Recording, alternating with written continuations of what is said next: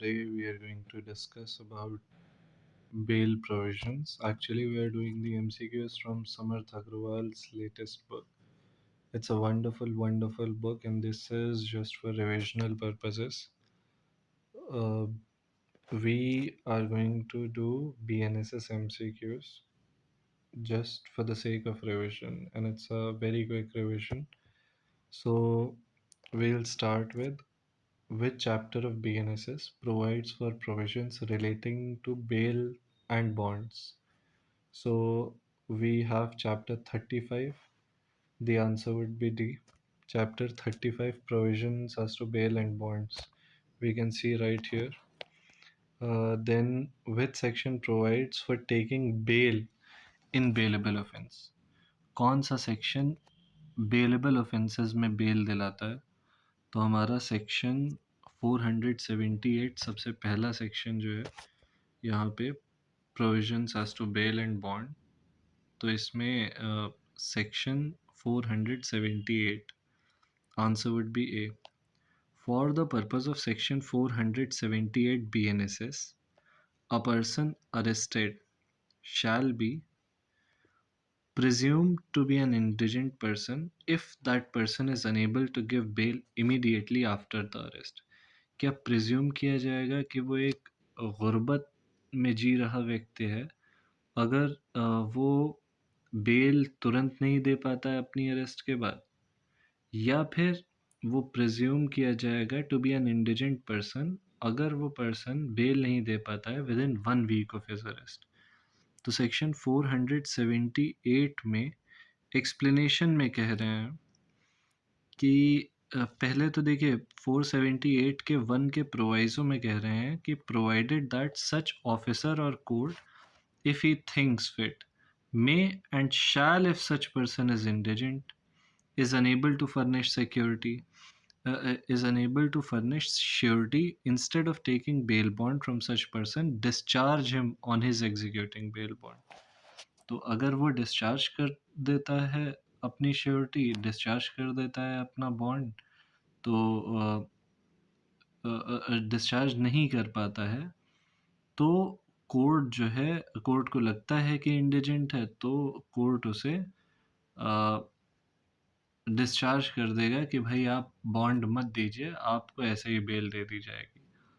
अब कब ये प्रिजम्पशन लेगा कोर्ट? तो एक्सप्लेनेशन कह रहा है where a person is unable to give bail bond within a week, एक हफ्ते के अंदर अगर वो नहीं दे पाता है ऑफ हिज अरेस्ट, तो कोर्ट के लिए प्रिज्यूम करना सफिशिएंट होगा कि वो एक इंडिजेंट पर्सन है इस प्रोवाइजो के लिए. तो यहाँ पे answer would be B. Which section provides for maximum period for which an under trial can be detained? Under trial को डिटेन करने का मैक्सिमम पीरियड जो है, तो वो दे रखा है 479 में. ये कहता है where a person has during a period of investigation, inquiry और ट्रायल अंडर दिस संहिता और under any offence in law undergone detention for a period extending up to 1/2. तो ये बात कर रहे हैं दरअसल मैक्सिमम पीरियड जहाँ पर उसको डिटेन किया जा सकता है और उसके बियॉन्ड नहीं किया जा सकता है. Maximum period for which under trial prisoner can be detain. तो पहला वाला कहता है कि 1/2 ऑफ मैक्सिमम अगर उसने सर्व कर दी है तो आप उसको छोड़ देंगे, कोर्ट छोड़ देगा. और फिर प्रोवाइजो में कह रहे हैं प्रोवाइडेड कि अगर वो फर्स्ट टाइम ऑफेंडर है और पहले कभी कॉन्विक्ट नहीं हुआ है, तो he shall be released on bond by the court अगर उसने 1/3 ऑफ मैक्सिमम पनिशमेंट अंडरगॉन कर लिया. तो उसके बाद सेकेंड प्रोवाइजो कहता है, फर्स्ट प्रोवाइजो कहता है कि 1/3, सेकेंड प्रोवाइजो ये कहता है कि प्रोवाइडेड फर्दर कोर्ट में अगर पब्लिक प्रोसिक्यूटर आके for reasons to be recorded in writing order continued detention. ये प्रोवाइजो जो है वो मेन सेक्शन के लिए है 479 के 1 के लिए. सेकंड प्रोविज़ो बात कर रहा है कि भाई अगर पब्लिक प्रोसिक्यूटर को सुन के कोर्ट को ऐसा लगता है कि उसे ज़्यादा टाइम पनिश करना चाहिए, तो उसे फिर लॉन्गर दैन 1/2 पीरियड रख सकते हैं। कोई ऐसा कंपल्शन नहीं है कोर्ट पे कि रिलीज़ करना ही करना है। As a matter of right नहीं है, कोर्ट का डिस्क्रिशन है 479 में कि कितने वक़्त तक रख सकते हैं अंडर ट्रायल प्रिज़नर को। और फिर जो लास्ट प्रोविज़ो है सबसेक्शन 1 का, वो कहता है कि no such person shall in any case be detained during investigation, inquiry, trial मिला के मैक्सिमम पीरियड से ज़्यादा। मतलब अगर 10 साल की पनिशमेंट है तो ऐसा नहीं कि 10 साल 2 महीने रख रहे हैं। 10 साल के बाद तो आपको छोड़ना ही पड़ेगा, नो मैटर व्हाट। उसमें कोई कंडीशन नहीं। तो सेक्शन 478 बेलेबल ऑफेंसेस के लिए है। 479 बात कर रहा है मैक्सिमम पीरियड जहाँ पर रखा जा सकता है। और एक्सप्लेनेशन कह रहा है कि in computing the period of detention under this section for granting bail, वो पीरियड ऑफ डिटेंशन जो डिले इन प्रोसीडिंग से कॉज हुआ है अक्यूज्ड की, वो एक्सक्लूड कर दिया जाएगा, वो हटा दिया जाएगा। उसके बाद सेकंड क्लॉज बात करता है कि थर्ड प्रोवाइजो देयर ऑफ, यानी कि थर्ड प्रोवाइजो है हमारा ये वाला जिसमें no such person shall in any case be detained, maximum period से ज़्यादा नहीं डिटेन किया जाएगा। उसमें लिख रहे हैं कि सबसेक्शन 1 में, यानी कि जो मेन सबसेक्शन है 479 का, जिसमें कह रहे हैं कि आधे टाइम से ज़्यादा आधे टाइम पे छोड़ दिया जाएगा। और थर्ड प्रोवाइज़ो यानी कि पूरा सेंटेंस 10 साल का 10 साल सेंटेंस सर्व करने के बाद छोड़ दिया जाएगा। तो मतलब 5 साल का सेंटेंस, ये 5 साल 10 साल बस एक एग्जांपल है आई एम टेकिंग कि 10 साल का मान लो अगर किसी ऑफेंस के लिए वो लायबल है, 10 साल के ऑफेंस के लिए अक्यूज्ड है, और अभी लायबल है नहीं है ये नहीं पता, प्रूफ तो हुआ नहीं है, लेकिन ही इज़ एन अक्यूज्ड। अगर उस अक्यूज्ड को जो मेन सेक्शन है वो कह रहा है कि 5 साल पनिशमेंट उसने सर्व कर रखी है, और थर्ड प्रोवाइजो कह रहा है कि 10 साल, तो जो सेकंड सब क्लॉज है 479 का, वो ये कहता है कि उसने 5 साल सर्व करी एज पर सबसेक्शन 1, या थर्ड प्रोवाइजो के हिसाब से 10 साल करी। ये चीज़ें उन केसेस को उन परिस्थितियों को अफेक्ट नहीं करेंगी जब वो पर्सन मान लो उस 10 साल के ऑफेंस से ज़्यादा किसी और भी ऑफेंस में अगर चल रहा है उसका केस, तो उस केस में उसका रिलीज़ होगा या नहीं उस बात को नहीं अफेक्ट करेगा। ये सेकंड क्लॉज कह रहा है 479 का। फिर थर्ड ये कहता है कि सुपरिंटेंडेंट ऑफ जेल जो है तो वो ही आधी पनिशमेंट या 1/3 पनिशमेंट कंप्लीट होने के बाद एप्लीकेशन लिखेगा to the court in writing सब रिलीज होने के लिए। सबसेक्शन 1 में superintendent of jail will make an application, और ये बहुत इंपॉर्टेंट पॉइंट है। ये हो गया 479। अब question 5, section 479 BNSS provides for grant of bail to the accused pending trial. Grant of bail provide करता है 479, ज़मानत मिल जाएगी अक्यूज्ड को ट्रायल की पेंडेंसी के दौरान जब he has undergone detention for 1/3 period specified for the offence for which he is being tried. If he is first time offender B सही है, और he has undergone for 1/2 of imprisonment specified for offense for which he is being tried, तो D भी सही है। Main section के हिसाब से हाफ, और फर्स्ट प्रोविजो के हिसाब से 1/3 if first time offender. 479 is applicable if the person is not accused of an offense, of punishable with death और इम्प्रिजनमेंट फॉर लाइफ। यहाँ पे दे रखा है पनिशमेंट विद डेथ और लाइफ इम्प्रिजनमेंट। तो option would be C. Who shall make an application upon completion of one half of or one third period mentioned in section 479(1)? Who shall make an application upon completion? कौन application डालेगा? तो जैसे यहाँ पे देखा third sub clause कि superintendent of jail where the accused is detained. Superintendent of jail where the accused is detained, तो वो डालेगा application. Under section 480 of BNSS, section 480 of BNSS deals with when bail may be taken in case of non-bailable offense. So it deals with bail in non-bailable offenses, option C.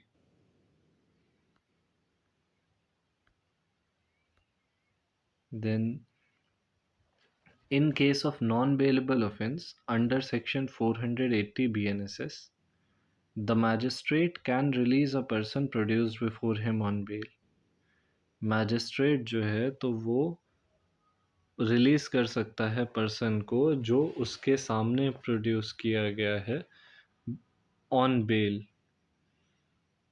तो यहाँ पे if the offence is punishable with imprisonment up to 10 years, हाँ।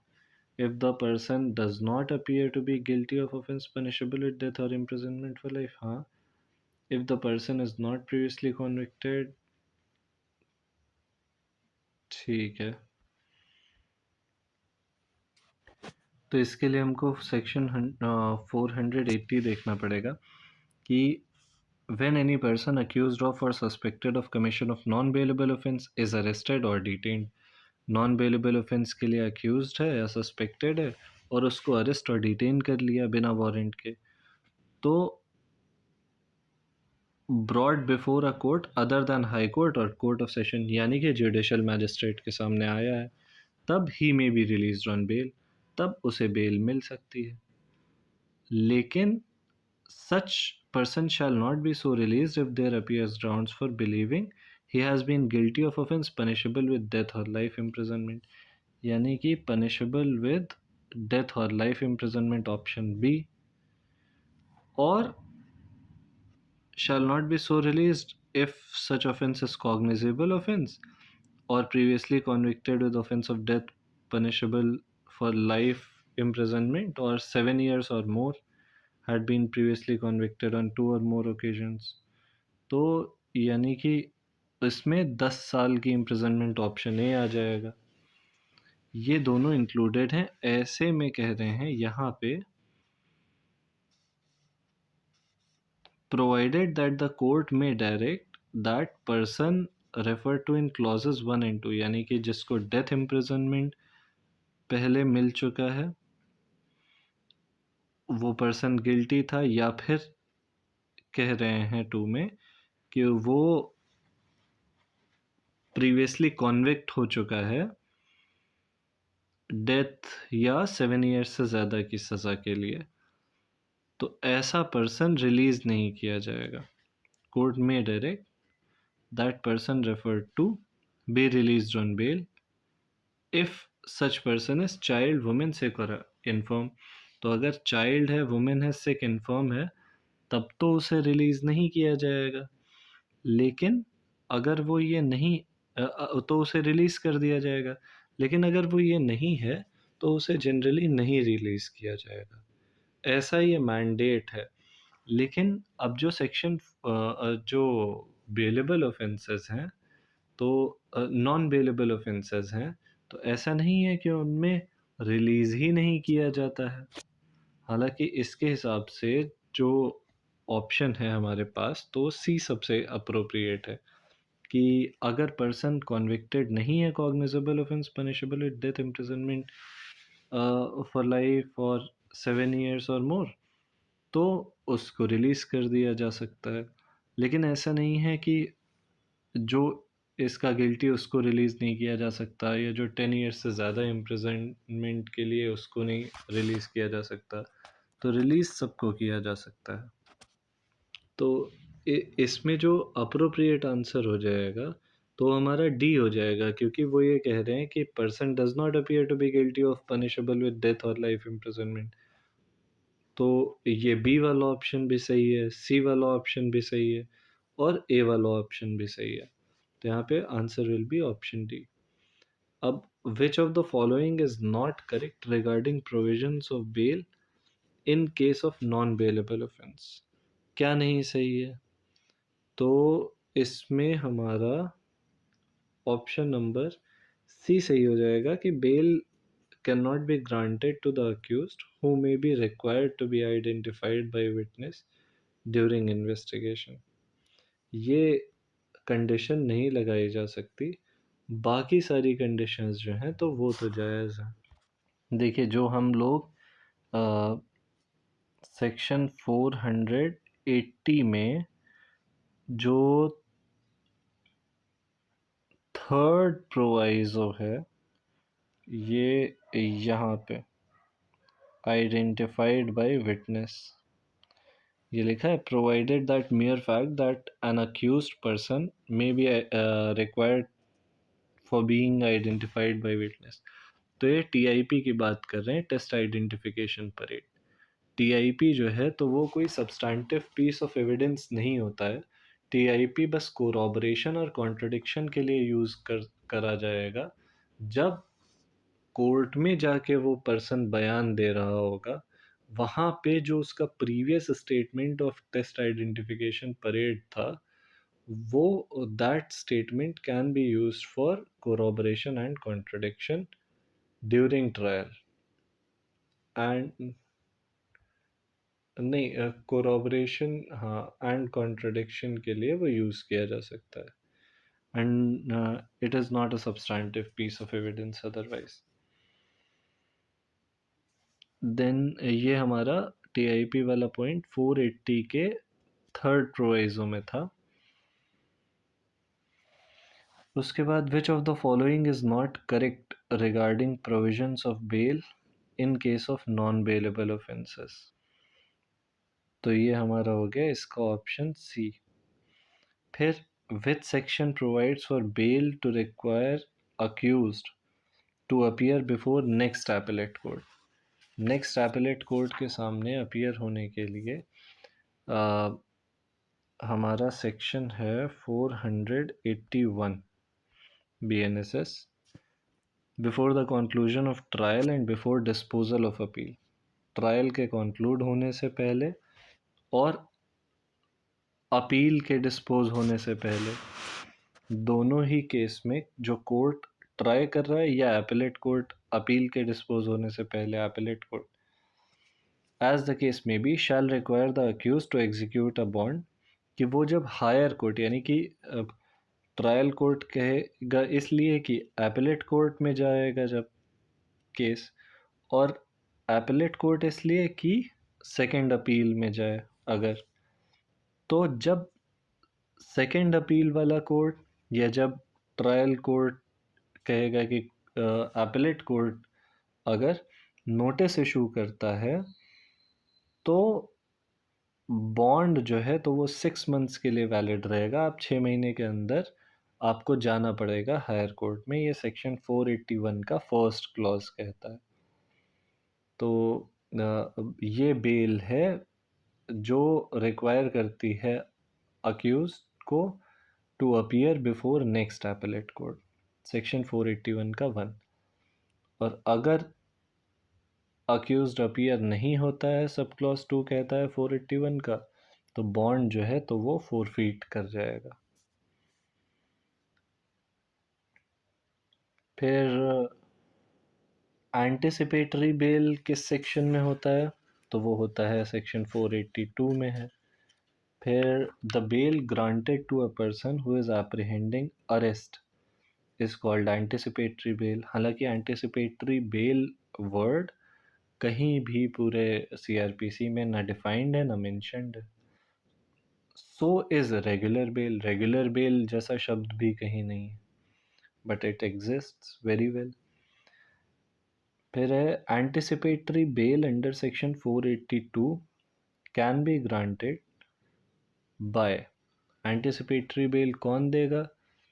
तो they are saying when clause 1 में 482 के कि when any person has reason to believe that he may be arrested for on an accusation of having committed non-bailable offense।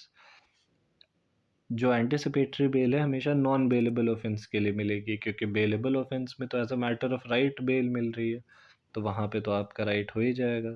तो वो person may apply to high court और the court of session, judicial magistrate के सामने नहीं, high court या court of session जाएगा कि आप डायरेक्शन दो कि अरेस्ट के केस में direct that in the event of such arrest he shall be released on bail. यानी कि अरेस्ट तो वो होगा, अरेस्टिंग पे स्टे नहीं।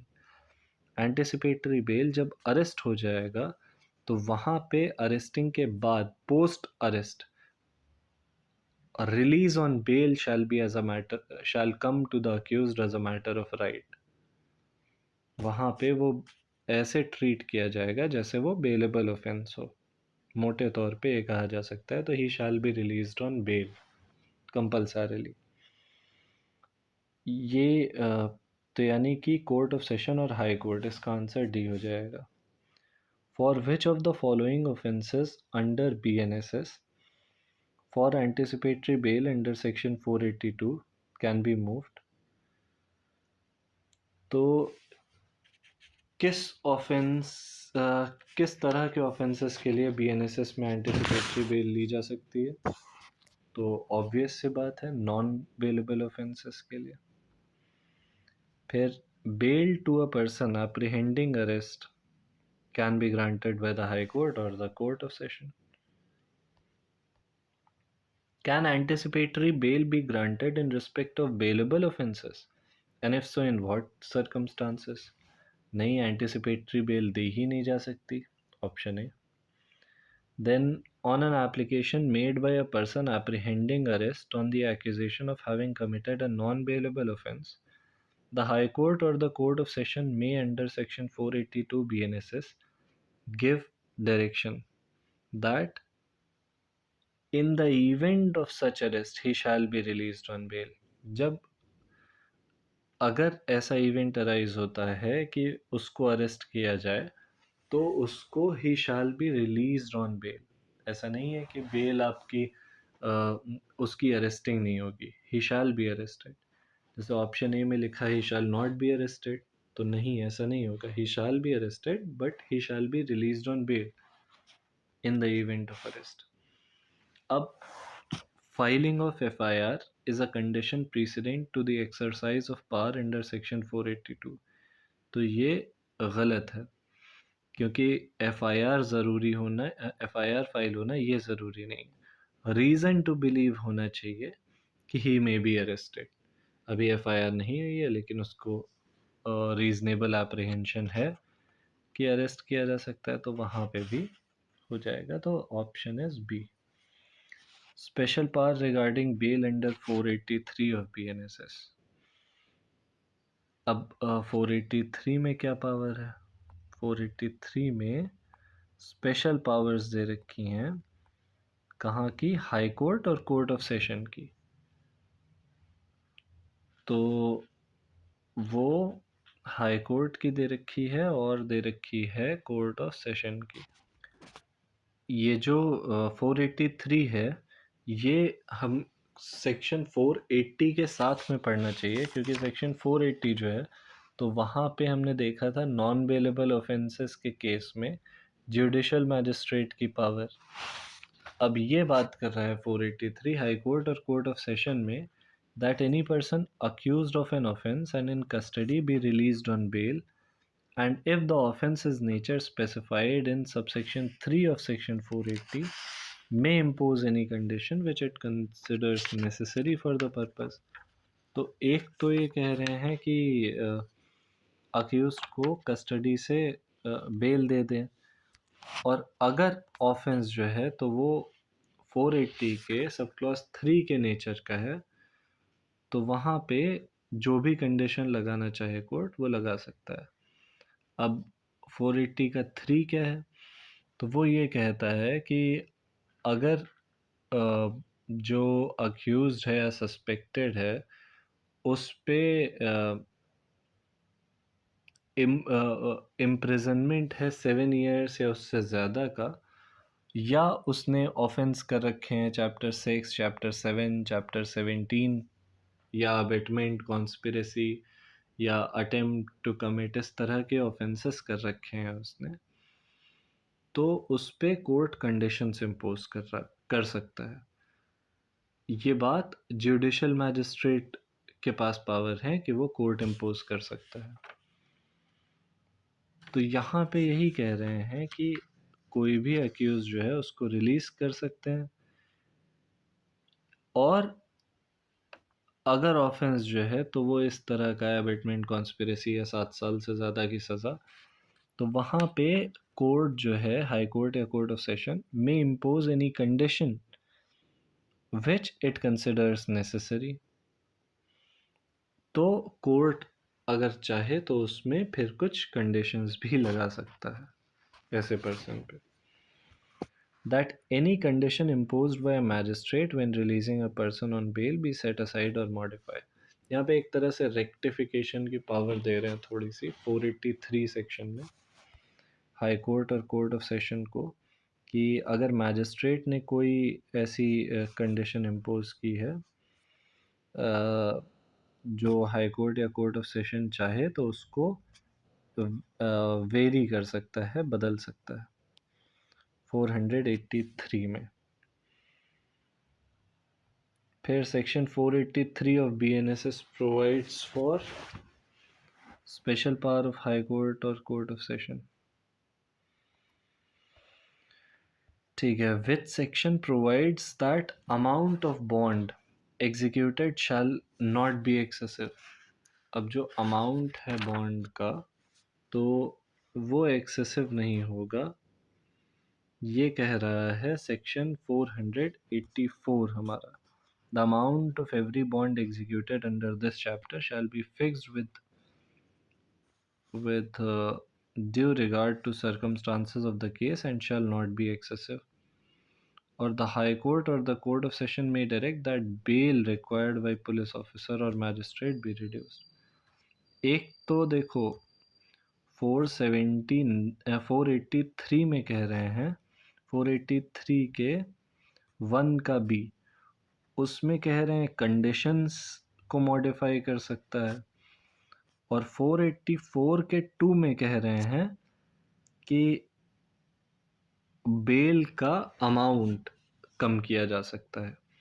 483 में कंडीशंस को मॉडिफाई किया जा सकता है कि आप कंट्री के बाहर नहीं जाएंगे, आप यहाँ घूमने नहीं जाओगे, ये वीडियो नहीं रिलीज करोगे। ये 483 के 1 का बी, 483 के 1 का बी कंडीशंस मॉडिफाई। 483 का 2 हाई कोर्ट या कोर्ट ऑफ सेशन कह सकता है कि पुलिस या मैजिस्ट्रेट ने जो पैसे लगाए हैं 1 लाख रुपए, उसको 20,000 रुपए करो बेल बॉन्ड के, इस तरह से। तो ये amount of bond shell not B excessive की बात कर रहे हैं। फिर बात करते हैं कि विच अथॉरिटी में रिक्वायर, अच्छा इसका आंसर 484 होगा। फिर विच अथॉरिटी में require that bail required by police officer और मैजिस्ट्रेट बी रिड्यूस्ड। तो bail required by police officer और मैजिस्ट्रेट बी रिड्यूस्ड, तो ये तो कोर्ट ऑफ सेशन भी करवा सकता है और हाई कोर्ट भी करवा सकता है सेक्शन 484 में। फिर the general rule in relation to fixing the amount of any bond under provisions as to bail and bonds of BNSS is that it should not B,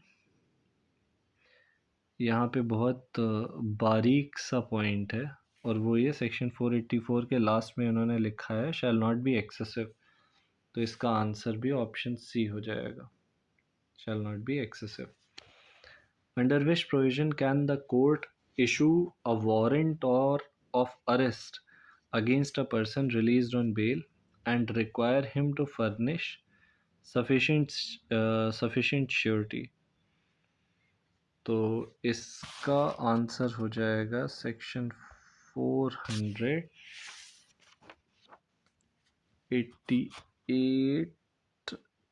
जो कि बात कर रहा है power to order sufficient bail when the force taken is insufficient.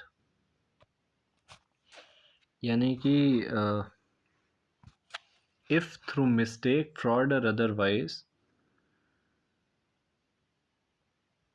insufficient sureties have been accepted, insufficient surety accept कर ली गई है या वो श्योरिटी बाद में insufficient हो गई है, तो कोर्ट जो है चाहे अगर तो वारंट इशू कर सकता है कि भाई इस आदमी को वापस लेके आओ और that person release on bail be brought before it. तो उस आदमी को वापस लेके आओ हमारे सामने और कह सकता है कि सफिशिएंट श्योरिटीज़ दो, और अगर वो फेल कर जाता है तो उसको जेल भेज देगा कोर्ट वापस से।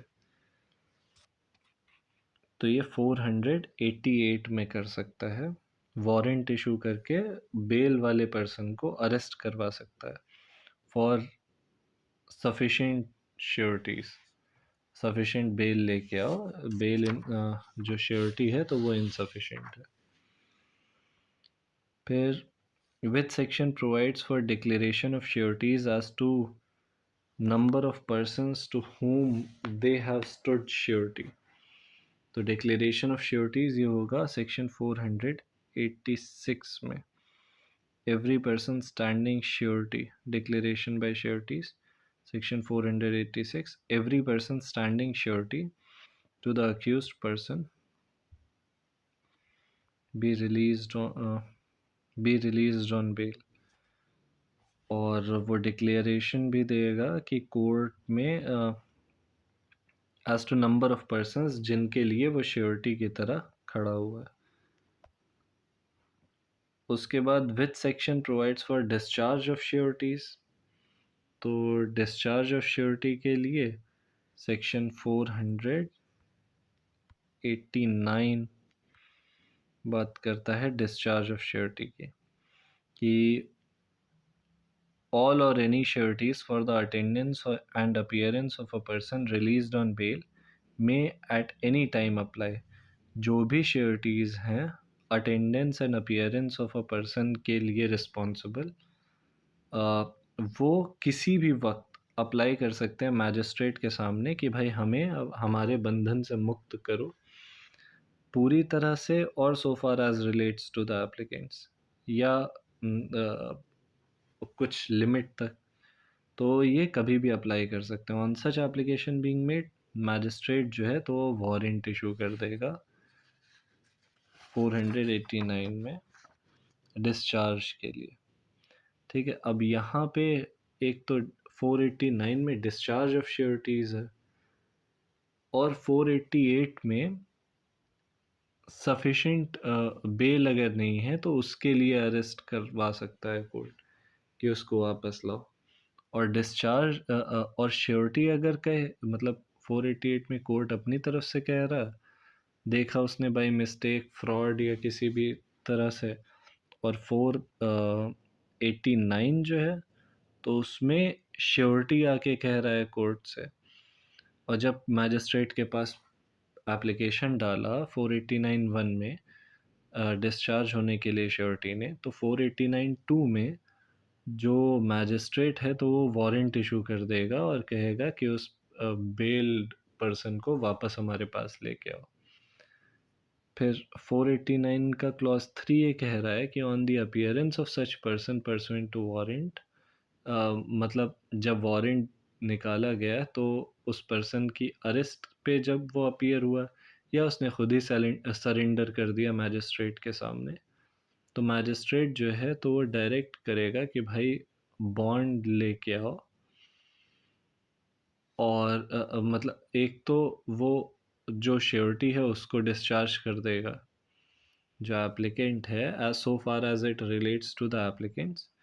तो वो श्योरिटी को डिस्चार्ज कर देगा और उसके बाद में उस पर्सन से कहेगा कि अब अपने लिए दूसरी सफिशिएंट श्योरिटी लेके आओ।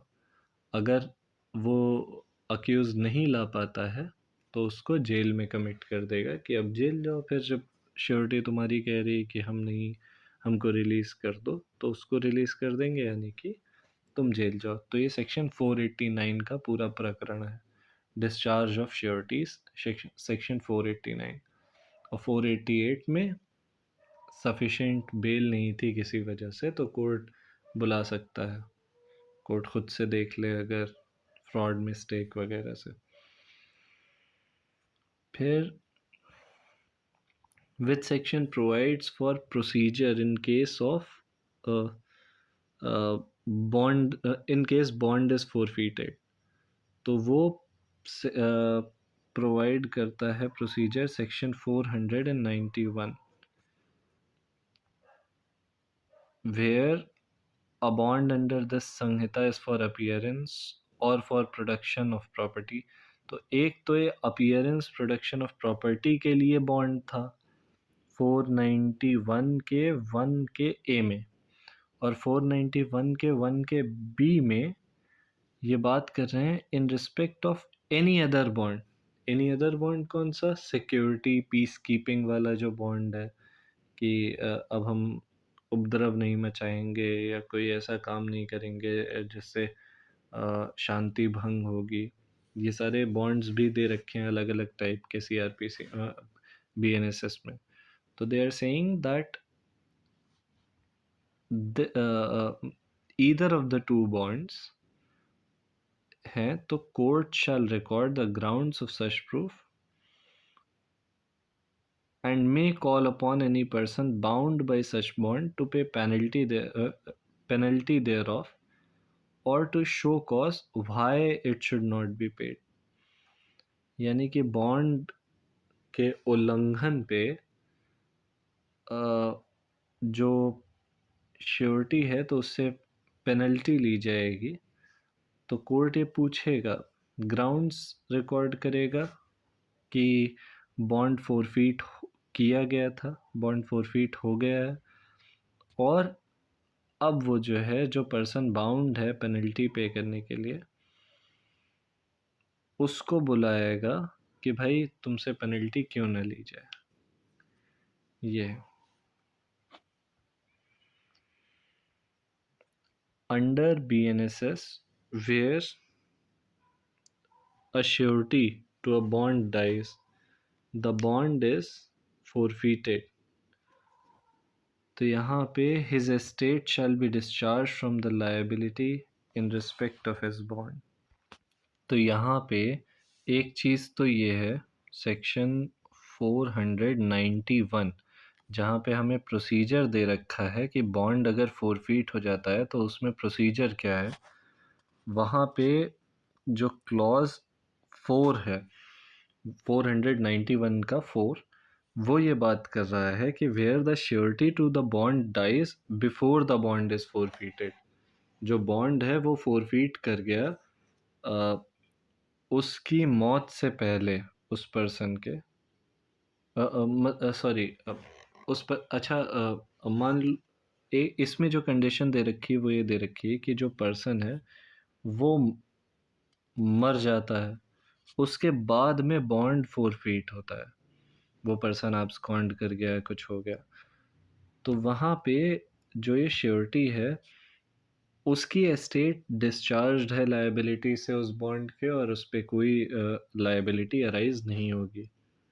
लेकिन यहीं पे मान लो उसकी डेथ से पहले अगर वो एब्सकॉन्ड कर गया तो वो पर्सन लायबल हो गया, तुरंत बॉन्ड फोरफीट हो गया।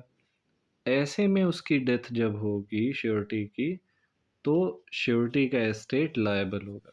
तो क्लॉज 4 में तो बस ये कह रखा है कि फोरफीचर से पहले श्योरिटी की डेथ हो जाती है तो एस्टेट विल बी डिस्चार्ज्ड।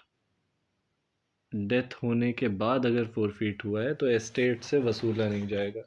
लेकिन अगर पर्सन की डेथ बाद में होती है, फोरफीचर पहले होता है, दिस इज इम्प्लिसिट, तो वहाँ पे आप कि एस्टेट लायबल हो जाएगी। ये 400 सेक्शन 491 का क्लॉज 4 कहता है, procedure when bond has been forfeited. अच्छा, यहाँ पे हम ये भी देख लेते हैं कि जो 491 के 1 का, जिसमें हमने देखा था कि दो टाइप के बॉन्ड है, प्रोडक्शन ऑफ प्रॉपर्टी अपीयरेंस का बॉन्ड और peace keeping etcetera other bond. इन दोनों के फोर फीचर के बाद कोर्ट जो है पेनल्टी वसूलने के लिए शो कॉज वगैरह नोटिस इशू कर सकता है। और condition for in a bond for appearance और production of property before court shall be construed as including a condition for appearance before any court, जहाँ पे कोर्ट केस सब्सिक्वेंटली ट्रांसफ़र हुआ। मान लीजिए ट्रायल कहीं और शिफ्ट हो जाता है तो एक्सप्लेनेशन कह रहा है कि वहाँ पर भी आपको जाना पड़ेगा, अगर आप नहीं गए तो बॉन्ड की कंडीशन फोरफीट कर दी आपने।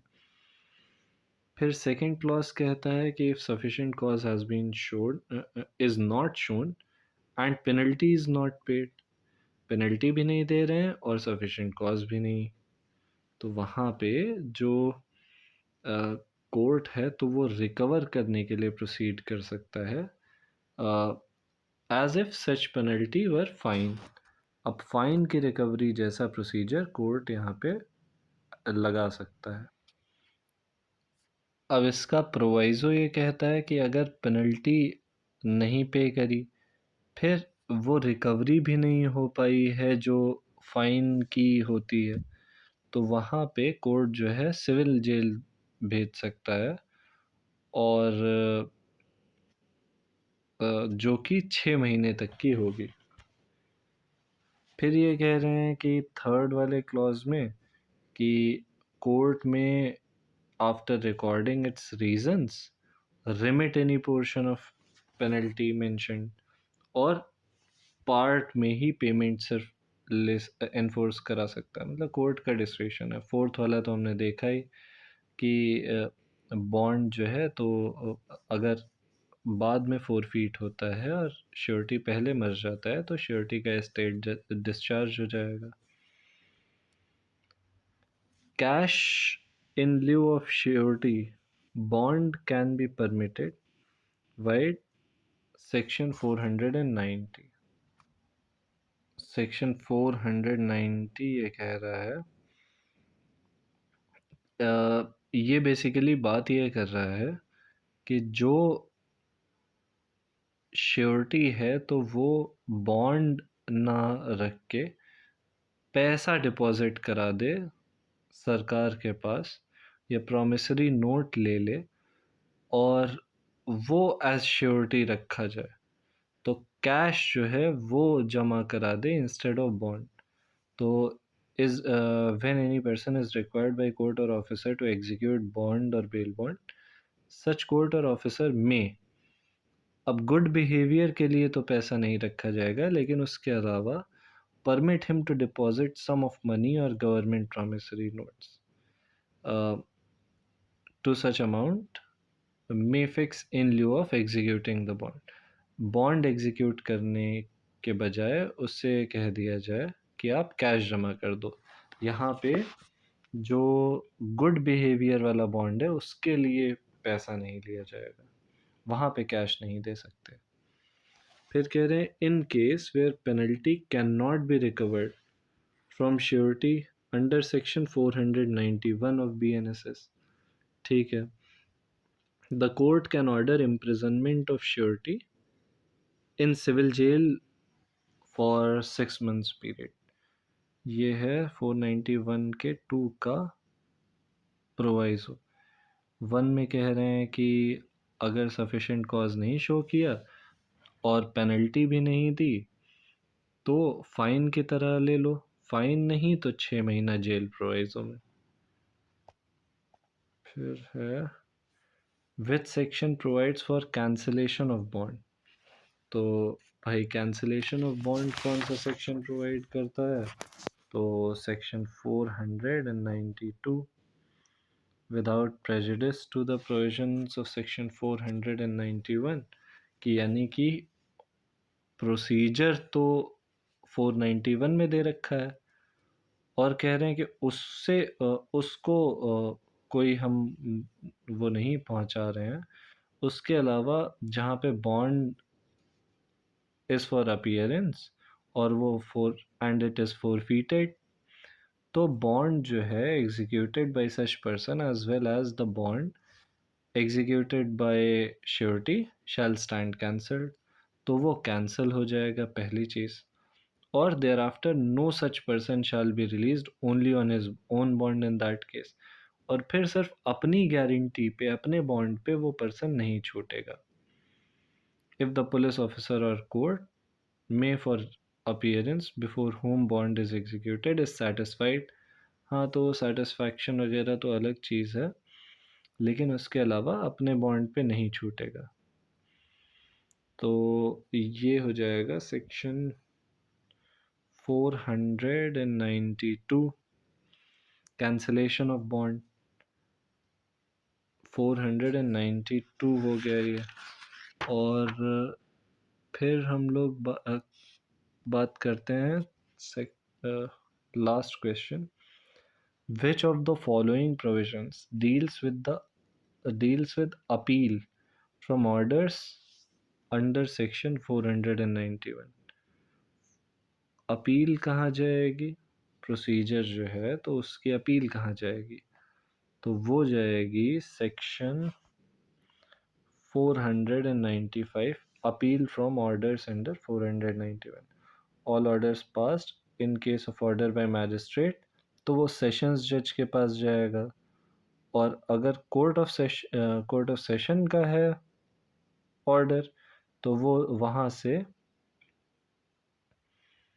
To the court to which an appeal lies from an order made by such court, तो वहाँ से सेशंस जज से जहाँ अपील जाती है वहाँ जाएगी, हाई कोर्ट में या इस तरह से। तो ये है सेक्शन 495। और 494 जो है वो भी इम्पोर्टेंट है। वो ये कह रहा है कि अगर बॉन्ड चाइल्ड से रिक्वायर किया जा रहा है तो फिर जो है वो बॉन्ड श्योरिटी और श्योरिटी से लिया जाएगा, बच्चे से नहीं लिया जाएगा।